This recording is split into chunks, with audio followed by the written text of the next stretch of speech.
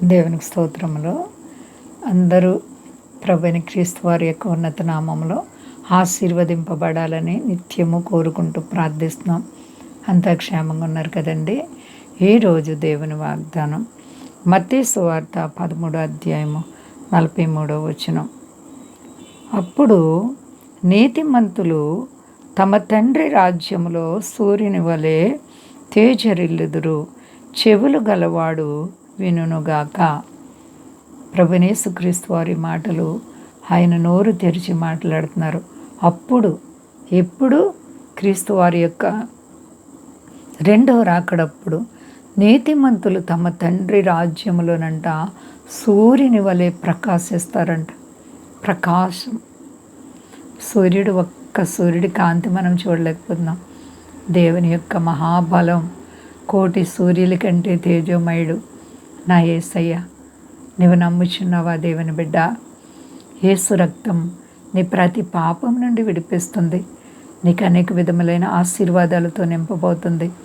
యేసు ప్రభు బిడ్డగా నువ్వు జీవిస్తే నీ ప్రతి కన్నీటి బొట్టు తుడిచివేయబడుతుంది. నీ ప్రభు నీ మొరను ఆలకించే దేవుడు. నీ అవసరత ఏంటో నువ్వు చెప్పకముని పైన ఎరిగిన దేవుడు.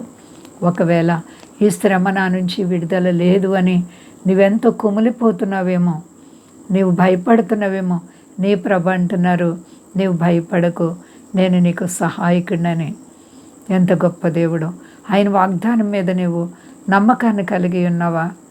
అయితే నీవు ప్రతి విషయంలో కూడా ఆశీర్వదింపబడతావు. శ్రమల గుండా నువ్వు వెళుతున్నప్పుడు అధైర్యపడకు.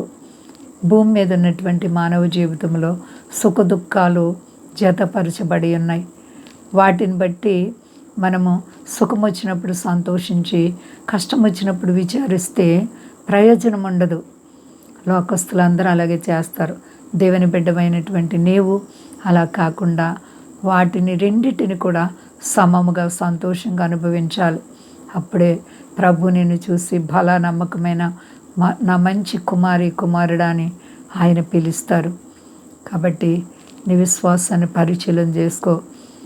బలమైనటువంటి ప్రార్థన అనుభవాన్ని కలిగి ఉండు. చెడుతనం నుంచి విడుదల పొందు. నీ ప్రభు కనుదృష్టి నీ మీద ఉంది. నిన్ను ఏ సమయంలో ఆయన పైకెత్తబోతున్నారో తెలియదు. ఒకవేళ ఎంత లోతులో పడిపోయినా ప్రభు నిన్ను హెచ్చిస్తారు. విడిచే దేవుడు కాదు.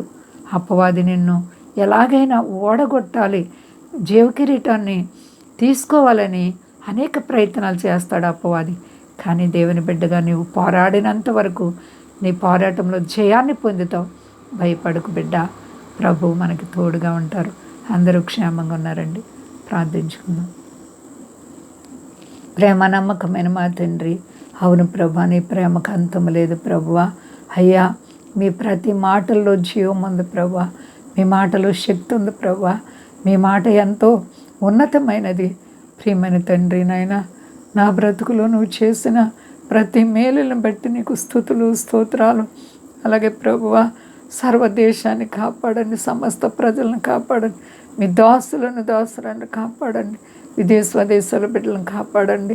రోగులైతే ముట్టి బాగు ఎవరికి అవసరతలోనే తీర్చండి ప్రభా. ఆశీర్వాదాల బిడ్డలకు ఇప్పుడే దిగి వచ్చును గాక.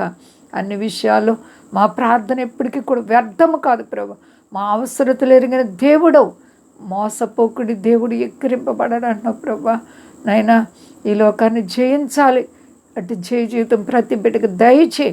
మహిమ పొంది శక్తి కలిసేనామని అడుగుతున్నాను తండ్రి. ఆమె. అందరికీ వందనాలండి. మా కొరకు పరిచయం కొరకు అందరూ ప్రార్థించండి. ప్రభువారు మిమ్మల్ని, మీ బిడ్డలను, మీ కుటుంబాలను దీవించి ఆశీర్వదించును గాక. ఆమె.